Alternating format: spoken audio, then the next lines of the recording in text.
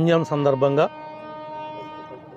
ముస్లిం సోదరులందరికీ కూడా రంజాన్ శుభాకాంక్షలు తెలియజేస్తూ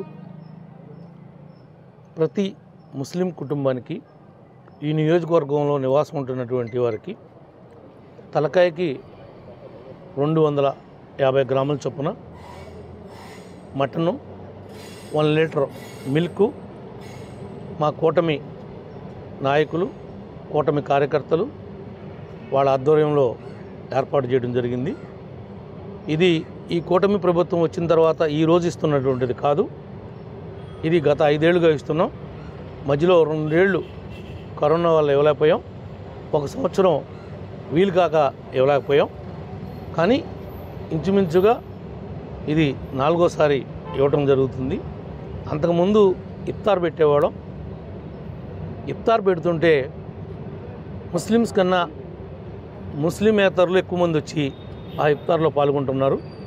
మహిళలకి పేదవారికి కనెక్టివిటీ లేక రాలేకపోతున్నారు.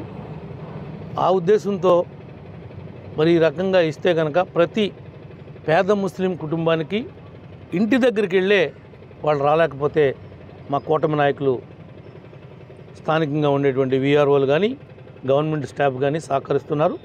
ఆ రకంగా ఏర్పాటు చేయడం జరిగింది. వీళ్ళంతా కూడా చాలా హ్యాపీగా ఉన్నారు. మరి ముఖ్యంగా ఈ కూటమి ఏమైతే ముస్లిం సోదరులకి ప్రామిస్ చేసి ఉన్నామో, పేదవారు ఎవరైతే ఉన్నారో వాళ్ళందరినీ పేరు పేరున ఎతికి ఎంతమంది అద్దెలలో ఉంటే వాళ్ళకి శాశ్వతంగా ఒక ఇల్లు అనేది ఏర్పాటు చేయగలుగుతాం, చేసి చూపిస్తామని చెప్పి కూడా ముస్లిం సోదరులకి ఒక్క ఒట్లూరే కాదు, ఈ నియోజకవర్గంలో నివసించేటువంటి ప్రతి ముస్లింకి ఒక భద్రత ఉంటుంది. ఎందుకంటే మత సామరస్యం కాపాడటంలో ముస్లింలు కానీ హిందువులు కానీ క్రిస్టియన్స్ కానీ మేమంతా కూడా ఒక అన్నదమ్ముల భావంతో సంఘీభావంగా నడుస్తున్నాం. వాళ్ళు కూడా అదే ప్రార్థన చేశారు, ఈ రాష్ట్రం అభివృద్ధి చెందాలని.